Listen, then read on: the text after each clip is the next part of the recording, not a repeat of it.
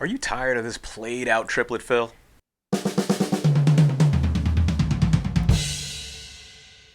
Do you want to easily transform it into this tastier version instead? If you like example number 2, then stick around.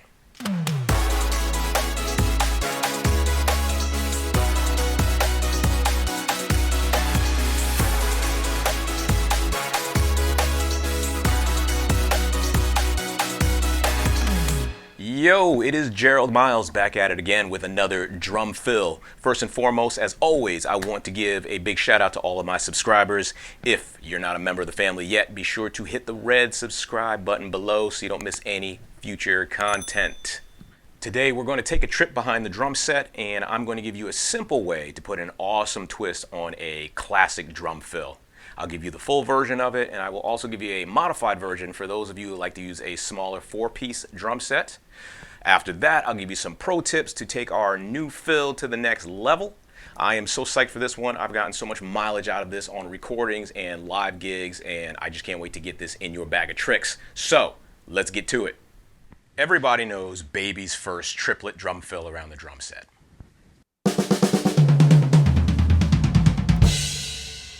Just by shifting the amount of numbers that we play on each drum, we're going to give this played out old fill a whole new life.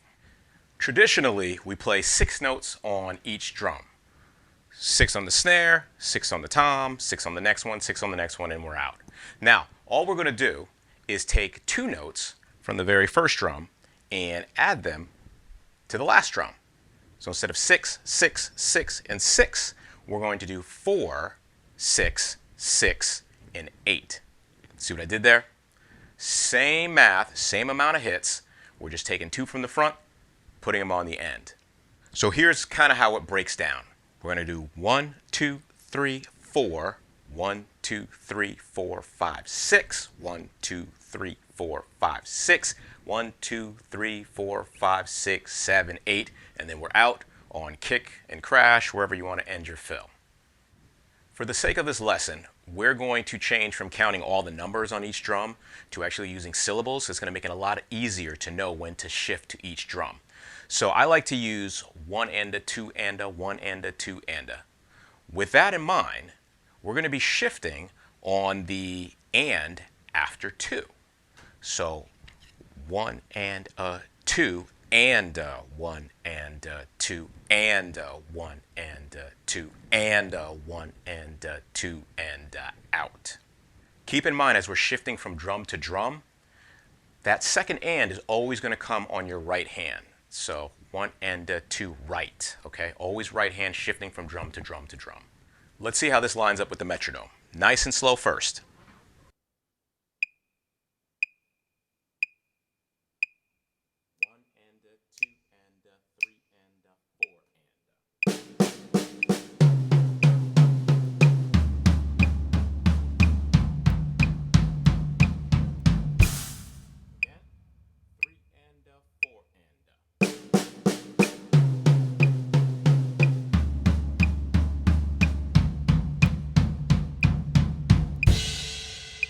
Now, as always, you're going to practice slow at your own pace. Speed up only when you feel like you're getting the hang of it.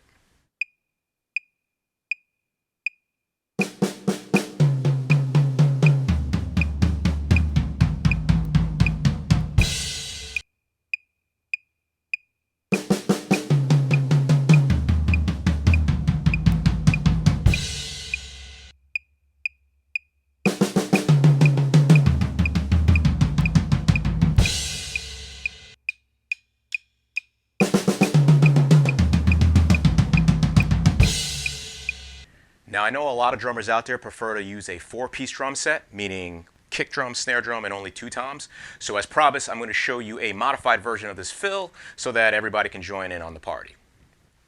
Essentially, what we're going to do is hang out on the snare drum longer, meaning you're not going to switch into your high tom until the second and of 2. So it's going to be 1 and 2 and 1 and 2 and with the metronome should sound like this.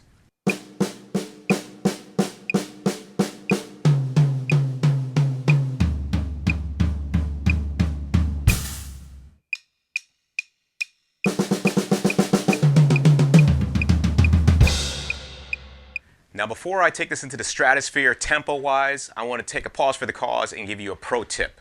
Everything sounds better with dynamics. That means we're not just going to play this flat around the drums, everything at the same velocity, the same volume. We want to add some dynamics, and I specifically mean crescendos. So crescendo means to gradually get louder. Each drum that we play, I want you to start soft and make each note louder until it's time to shift to the next drum. Once we shift, you're going to start all over again as far as starting soft and make each one louder, shift, soft to loud, until we get to the end of this fill.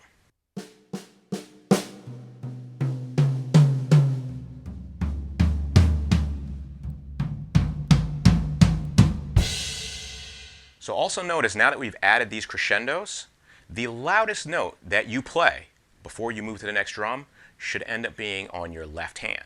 So I know earlier I said we're going to be shifting on the right. Keep in mind, that last note before the right is your left. So you want to crescendo to your left and then shift to the next drum on your right and start that crescendo all over again.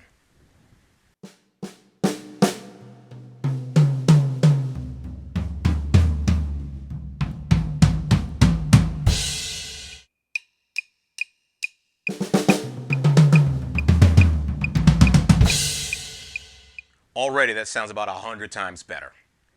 Pro tip number 2, I want you to add eighth notes with your hi-hat with your foot while you're playing this fill. This solidifies the time when you go from playing a drum beat into doing your fill. It makes it so the bottom doesn't drop out every time you stop the groove to play your fill. Also notice when I'm playing those eighth notes with my foot, I can either clap the hi-hat to get a nice tight chick chick sound, or if I really want extra volume, then I can do splashes with my foot to really let the band hear that over all the music.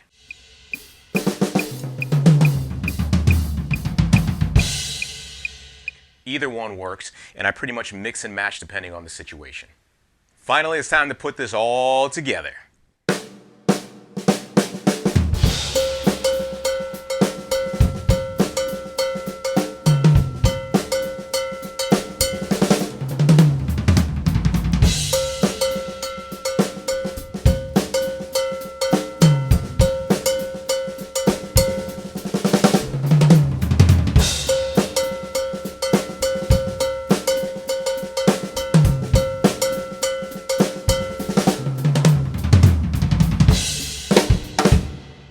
So I hope you get as much use out of this fill as I do. Leave a comment down below, let me know what you think. And in the meantime, practice and enjoy. I'll see you later.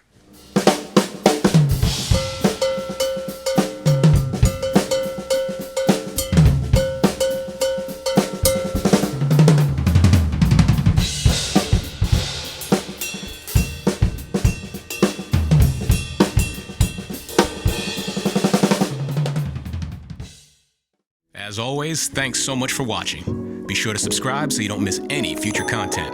Smash that thumbs up button. Share this video with your friends and click the links in the description to follow me on social media. Keep rocking, and I'll see you in the next one.